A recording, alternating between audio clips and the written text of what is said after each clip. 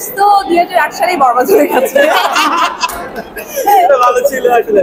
আমার মনে হয় আসলে ডে বাই ডে যা হচ্ছে, আমাদের ভালোবাসা শুরু করেছে, তুফান দিয়ে তুফানের মতো উড়িয়ে দিয়েছে, রাজকুমারদের সকলের মাঝে মন জয় করেছে।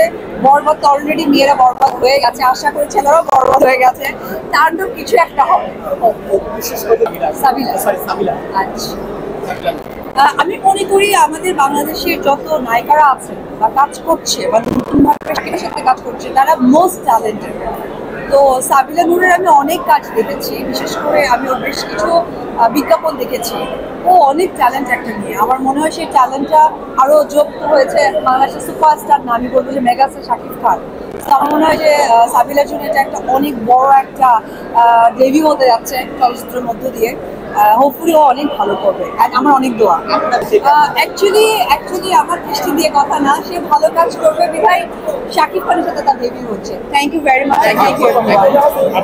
ভালো লাগছে আমার সাংবাদিক ভাই বোনদেরকে পেয়ে, কারণ কাজের জায়গাটা এমন হয়ে গেছে, কিছু পাওয়া যায় কিছু পাওয়া যায় না। থ্যাংকস বাই পাওয়ার সকলকে পেয়েছি, সেজন্য এসে আমি সবাইকে আমার একটা উড়ন্ত ভালোবাসা ছড়িয়ে দিয়েছি।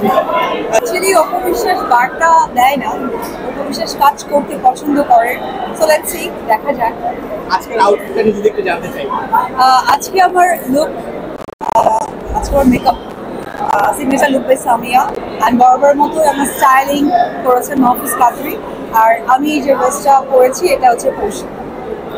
Always super. মা হওয়ার পর থেকে মাকে ড্রেসটা খুব বেশি ভালো লাগে। আমি মা হয়ে ভালো লাগে, বাট মিস করি আমি আমার মাকে।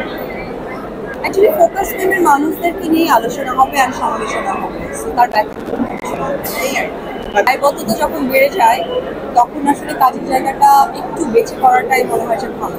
তাই আমিও তার আই ডোন্ট নো, ভালো কাজের জন্য আমি নিজেও অপেক্ষা করছি। আমি ট্রাস্ট করি আমার যারা ফ্যান ফলোয়ার, যারা আমাকে সাপোর্ট করে, তারাও ঠিক ওয়েট করবে।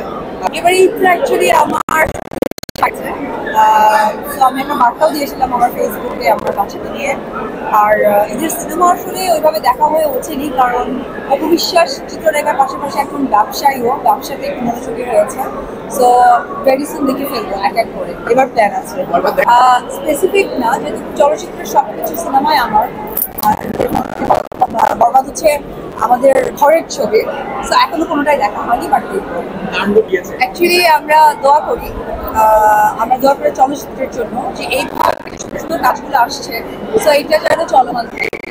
অ্যাকচুয়ালি হয় কি যে একটা মানুষের তো এক একটা সময় সম্পর্কের জায়গাটা চেঞ্জ হয়ে আসে। লাইক আমি যখন চিত্রনায়ক অপবিশ্বাস ছিলাম, মা অপবিশ্বাস হয়েছে, মা অপবিশ্বাসের সাথে যুক্ত হয়েছে অনেক কিছু দায়বদ্ধতা, দায়িত্ব। তো ওই জায়গা থেকে বিজনেস আমার কাছে মনে হয় যে আমি প্রচুর কাজ করেছি আমি ডেফিনেটলি।